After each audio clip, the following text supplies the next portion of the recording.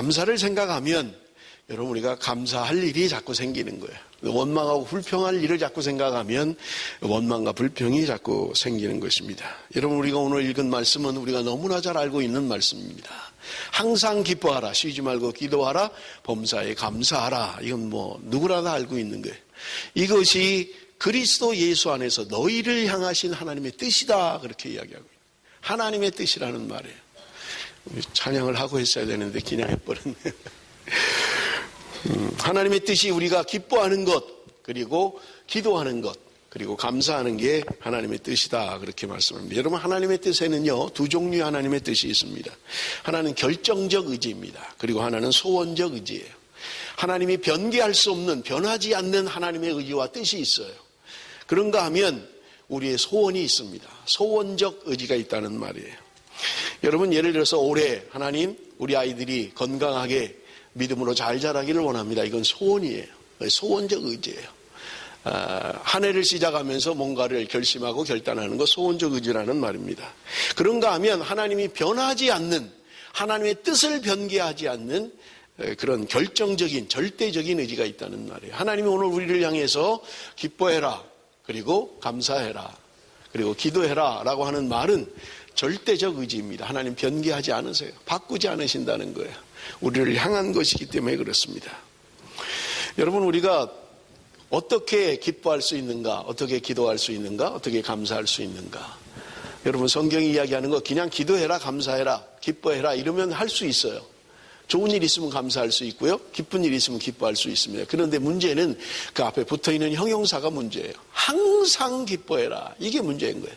내 마음은 슬픈데, 내 마음은 안 좋은데 기뻐하라고 말씀하고 있는 거예요. 어떻게 범사에 감사합니까? 모든 일에 어떻게 감사할 수 있어요?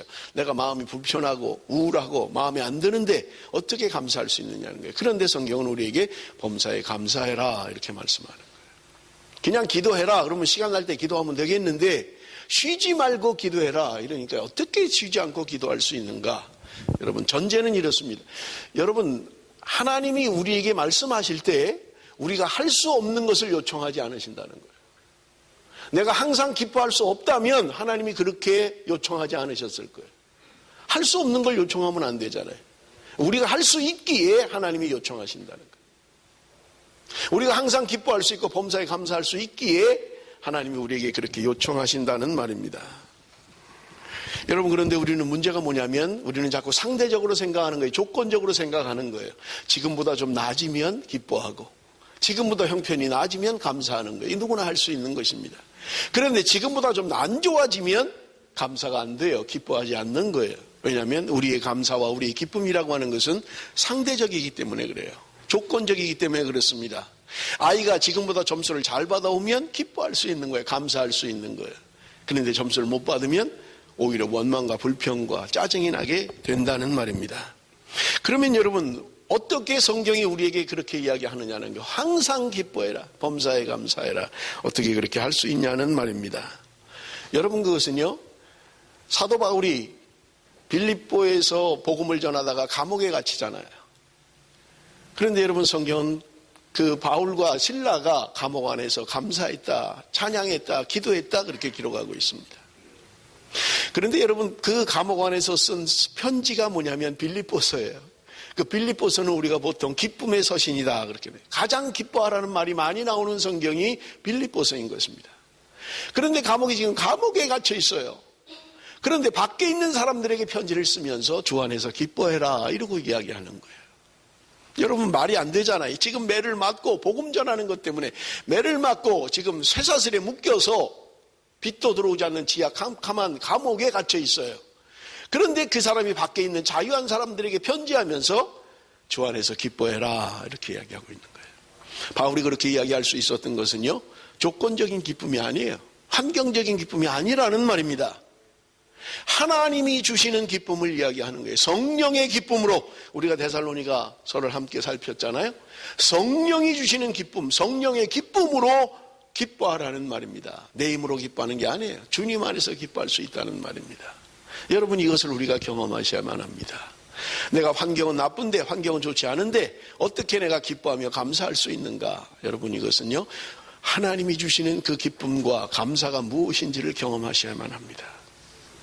제가 여러 번 간증을 했습니다마는 제가 고등학교 때 주님을 처음 만나고 인격적으로 주님을 만났을 때 성령이 주시는 기쁨이 있었다고 말씀을 드렸어요.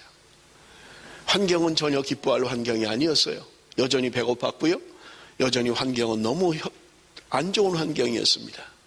그럼에도 불구하고 하나님이 주시는, 성령이 주시는 기쁨이 있었다고요. 내 속에서부터 흘러넘치는 하나님이 주시는 기쁨이 있었던 거예요.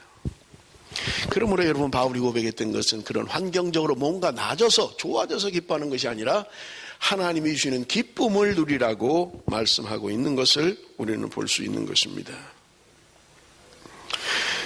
여러분, 어떤 할머니가 길을 가다가 두 갈래 갈림길이 나왔다고 합니다. 그래서 오른쪽으로 가야 되는지 왼쪽으로 가야 되는지 고민을 하게 됐어요. 그런데 할머니가 짚고 다니던 그 지팡이를 가운데다 놓고 지팡이를 손을 띱니다. 그러니까 지팡이가 오른쪽으로 탁 쓰러지는 거예요. 다시 지팡이를 세웁니다. 하나님, 이 지팡이가 쓰러지는 방향으로 가겠습니다. 하나님의 뜻대로 되기를 원합니다. 그리고 손을 띄니까 또 오른쪽으로 탁 떨어지는 거예요. 또 지팡이를 다시 세우는 거예요. 하나님, 지팡이가 쓰러지는 방향으로 가기를 원합니다. 하나님의 뜻을 알게 하소서. 손을 띄는데 또 오른쪽으로 탁 떨어지는 거예요. 이 할머니가 그러니까 지팡이를 딱 들어요. 다시 해요. 그러니까 왼쪽으로 탁 쓰러지는 거예요. 하나님 감사합니다. 왼쪽으로 가라는 뜻이군요. 그러고 가는 거예요. 자기 생각대로 하는 거예요. 오른쪽으로 쓰러졌으면 가야지. 그렇게 기도했으면. 근데 오른쪽은 가고 싶지 않은 거예요. 왼쪽으로 가고 싶은 거예요. 그러니까 왼쪽으로 쓰러질 때까지 기다리는 거예요. 3번이나 오른쪽으로 쓰러졌는데도 글로 가지 않고 왼쪽으로 한 번 쓰러졌을 때 하나님 감사합니다. 하나님 뜻대로 행하겠습니다. 우리가 이렇게 기도 생활하고 이렇게 생활한다는 거예요. 내 생각대로 내 뜻대로 다 해놓는 거예요.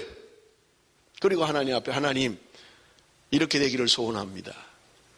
하나님께 먼저 물었어야 되는데, 하나님의 뜻을 물었어야 되는데 내 의지대로 내 뜻대로 내 기뻐하는 대로 내가 하고 싶은 대로 다 하고 하나님의 도우심만 바라고 있는 것을 우리는 볼 수 있는 것입니다. 여러분, 우리는 뭔가 내가 하나님 앞에 큰 일을 해야만 하나님이 기뻐하신다고 생각합니다. 하나님은 그렇지 않아요. 그런 하나님이 아니세요. 전에도 한번 말씀을 드렸습니다만 하나님은 우리와의 관계를 원하시는 분입니다.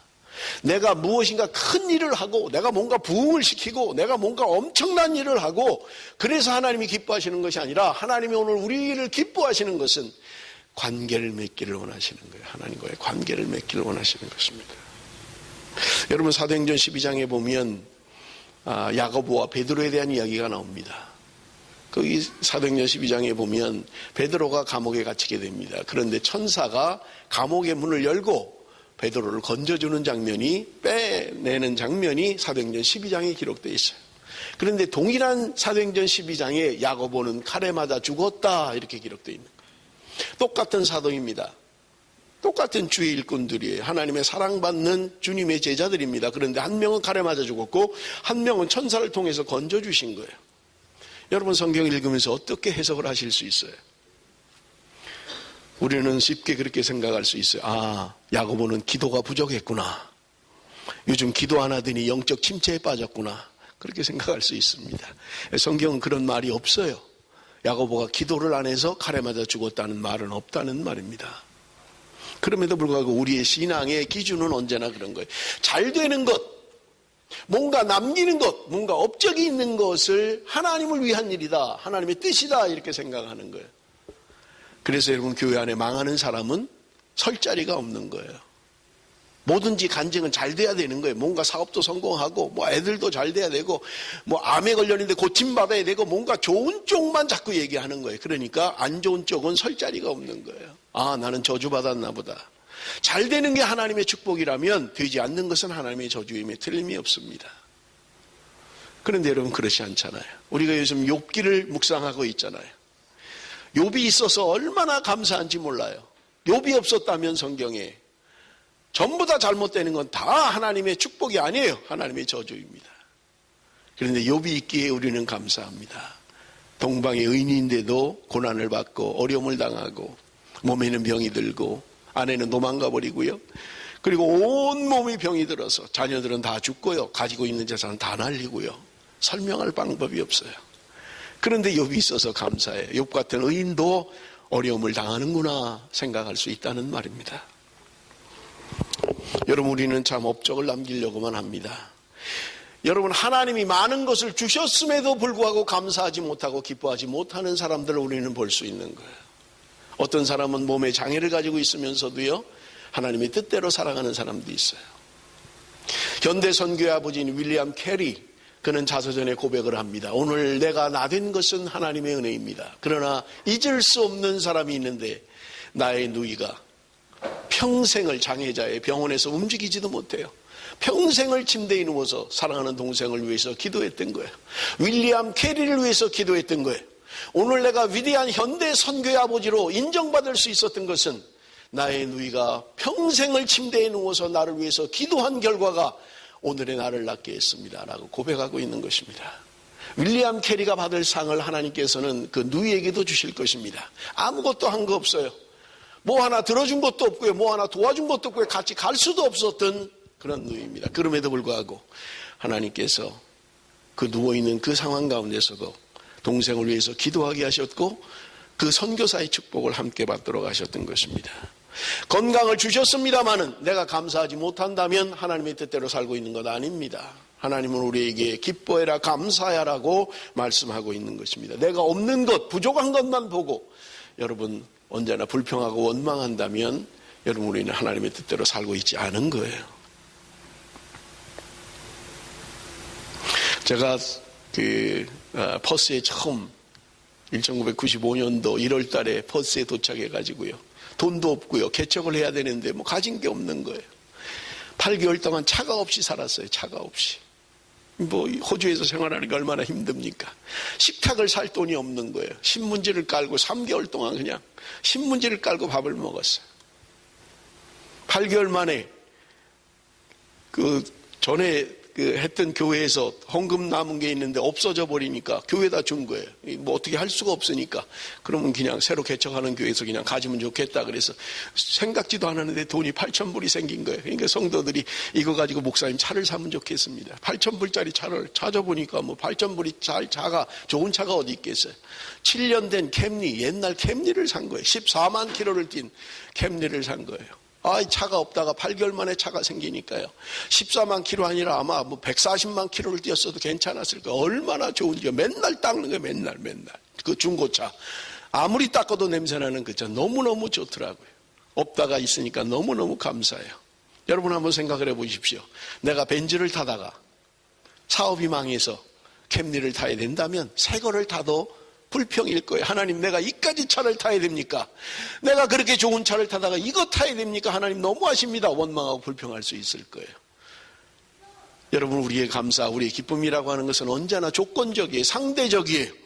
하나님이 우리에게 말씀하시면서 항상 기뻐해라, 범사에 감사해라 라고 하는 말씀은 여러분 조건적인 것을 말하지 않습니다. 상대적인 것을 말하지 않습니다. 있다가 없어지는 세상의 것으로 인해서 우리가 기뻐하고 감사하라고 말하는 게 아니에요.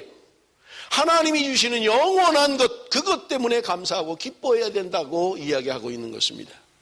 여러분 우리 눈에 보이는 것들이란 언젠가 다 없어져 버릴 것들이에요. 아무리 좋아도요, 시간이 가면 다 옛날 것 돼버리고 마는 거예요. 해 아래 새 것이 없다, 성경은 이야기하고 있는 것입니다. 뭐 처음에 새 차를 타면 뭐 애지중지 그냥 뭐 하나 떨어질까 뭐 그럽니다만 한 1년 지나면 뭐 그 다음엔 그게 그거지요. 뭐 1년 된 거나 2년 된 거나. 여러분 해 아래 새 것이 없어요. 오직 주님이 주시는 평안이 있을 때, 주님 주시는 기쁨이 있을 때, 환경은 그렇지 않지만, 내 여건은 그렇지 않지만 우리의 영혼은 기뻐할 수 있고 우리의 영혼은 감사할 수 있는 것입니다. 여러분 성경이 오늘 우리에게 이야기합니다. 하나님의 뜻이 무엇이냐?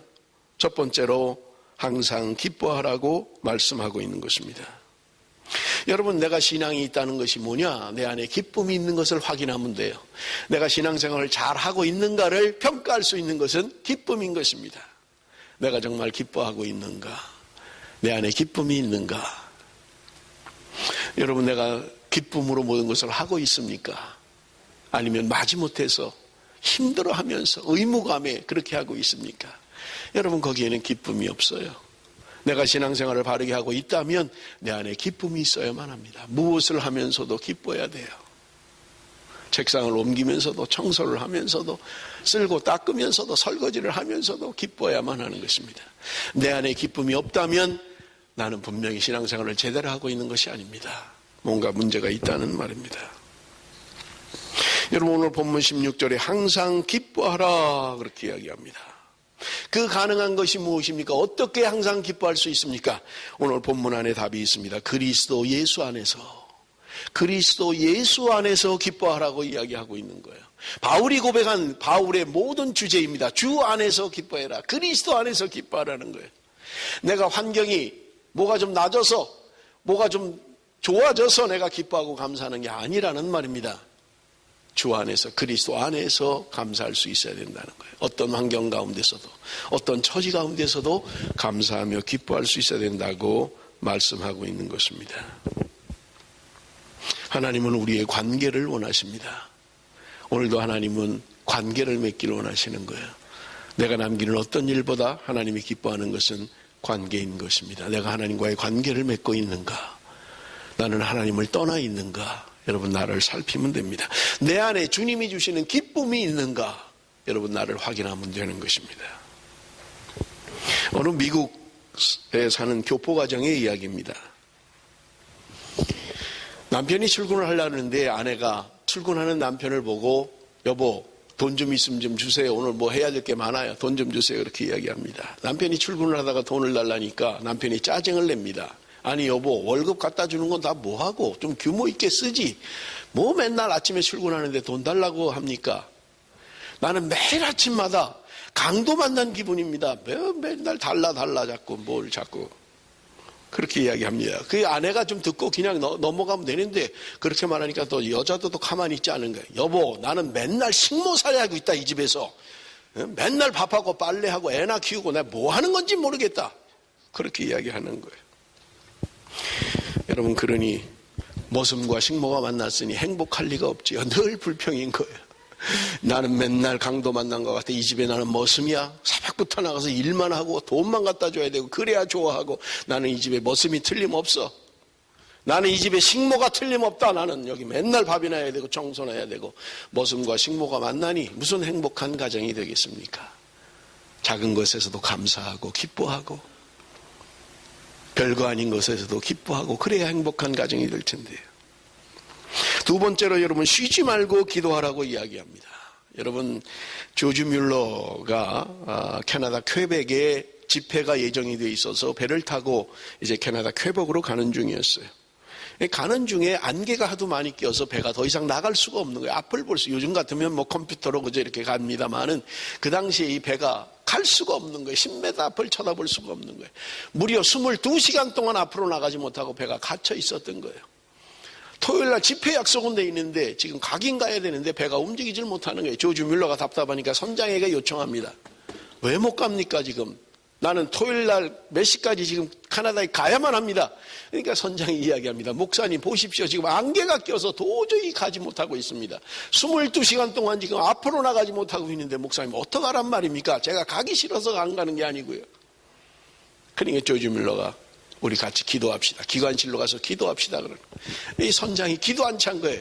목사님, 기도한다고 되겠습니까? 지금 이렇게 안개가 꼈는데. 그래도 기도합시다. 조지 뮬러가 기관실로 선장을 데려갑니다. 거기서 무릎을 꿇고 기도합니다. 하나님, 토요일날 캐나다 퀘벡에 집회가 약속된 것을 하나님 아실 것입니다. 하나님이 계획하시고 하나님이 이루시는 일입니다. 하나님, 우리가 시간 안에 갈 수 있도록 하나님 안개를 걷어주십시오. 그가 기도하고 나니까 5분 안에 안개가 걷혀버린 거예요. 그리고 배는 순항했고 약속 시간에 집회를 했다는 그런 이야기인 것입니다. 사랑하는 성도 여러분, 우리가 기도할 때 하나님은 하나님의 뜻을 이루시는 거예요. 내가 기도할 때 하나님이 하나님의 방법으로 역사하시는 것입니다. 그러므로 우리에게 말씀합니다. 쉬지 말고 기도해라. 여러분, 쉬지 말고 기도하라는 것은 그냥 24시간 기도만 해라 그런 이야기가 아니에요. 우리가 언제나 하나님 앞에 기도하는 마음으로 살아야 할 것을 말씀하고 있는 것입니다. 그래서 제가 제자 훈련하는 사람들에게 기도의 방법을 가르쳐요. 단문으로 기도하라는 거예요. 눈을 뜨면서부터 기도하라는 거예요. 눈을 뜨면서부터 하나님 찬양합니다. 하나님을 높여드립니다. 하나님, 오늘 나와 함께 하옵소서. 그냥 그렇게 기도하라는 거예요. 길을 가면서도 차를 타고 가면서도 설거지를 하면서도 일을 하면서도 하나님 감사합니다. 하나님께 영광 돌립니다. 그렇게 자꾸 해야 된다는 거예요. 내 입에서 자꾸 감사가 나와야 돼요. 내 입에서 자꾸 짜증나는 말, 불평의 말이 나오면 내 마음이 점점 더 짜증나고 불편해지는 거예요. 그래서 내가 언제나 감사하는 말, 축복의 말, 하나님 감사합니다. 하나님께 영광 돌립니다. 하나님 나와 함께 하소서. 자꾸 기도해야만 하시는 것입니다.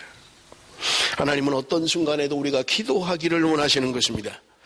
여러분, 예레미야에 보면 하나님의 뜻대로 이루어지지만 그럼에도 불구하고 너희는 기도해야 된다는 거예요. 하나님이 우리의 기도를 들으시고 역사하시겠다고 말씀하고 있는 것을 우리는 볼 수 있습니다.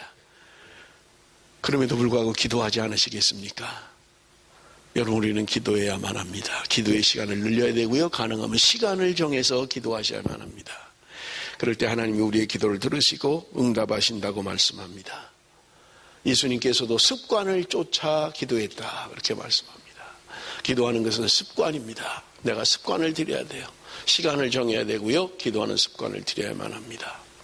사단이 가장 두려워하는 것은 기도하는 사람이에요. 뭐 교회 안에 대단하고 뭐 대단히 뭐 하는 것 같아도 사단은 두려워하지 않아요. 그런데 정말 사단이 두려워하는 것은 기도하는 사람을 두려워하는 것입니다. 왜냐하면 기도할 때 하나님의 능력이 나타나고, 기도할 때 성령의 역사가 나타나고, 기도할 때 사단의 권세가 무너지기 때문에 두려워할 수밖에 없는 것입니다. 마지막으로 여러분, 범사에 감사하라고 말씀합니다. 범사에 감사해야만 해요. 여러분, 세계 최고의 갑부였던 앤드류 카네기라고 하는 사람이 젊을 때 자살하려고 했대요. 경제공황 때문에 사업이 안 되는 거예요. 망하게 된 거예요. 빚쟁이는 몰려오고 도저히 갚을 길은 없고 차라리 죽는 게 낫겠다, 그렇게 생각했던 것입니다. 아침 일찍 강에 빠져 죽어야 되겠다고 생각하고 걸어가고 있는데 누군가 자기를 부르더래요. 누군가 하고 봤더니 두 다리가 잘린 장애 청년이 좌판을 펴놓고 자기를 부르더라는 것입니다. 그래서 갔더니 청년이 하는 말이 볼펜 하나만 좀 팔아달라는 거예요. 일불이니까 볼펜 하나만 팔아달라는 거예요.